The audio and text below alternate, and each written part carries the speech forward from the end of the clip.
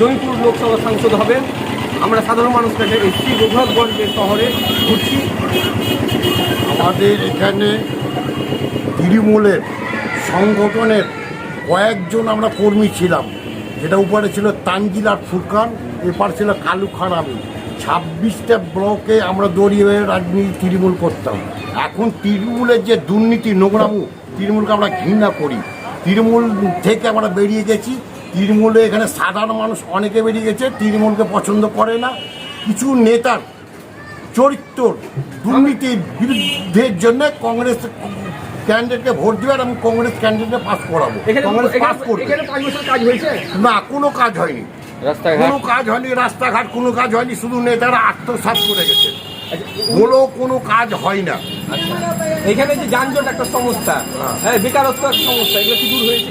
না, কিচ্ছু হয়নি। আচ্ছা, কি জিতবে তাহলে আপনারা? এখানে আমাদের এখন তৃণমূল করতাম, আমি তৃণমূল ছেড়ে দিয়েছি। এখন আমার ধারণা এলাকার লোক সব কংগ্রেসকে ভোট দেবে, কংগ্রেসকে জিতাবে এবং কংগ্রেস 20 নম্বর ওয়ার্ডে কংগ্রেস লিড দিবে। এটা আমার চ্যালেঞ্জ। নতুন প্রার্থী আব্দুল সাত্তার স্যারের নাতি, কিন্তু তাকে প্রার্থী নতুন মুখ নয়, আপনি কিভাবে বলছেন? না, ও দীর্ঘদিনের রাজনীতিবিদ, অনেক কিছু শুনেছি, ঠিক আছে, অনেক কিছু ক্যান্ডিডেট পাস করা পদে, অনেক পদে ছিলেন, রাজনীতির অভিজ্ঞতা আছে, ঠিক আছে।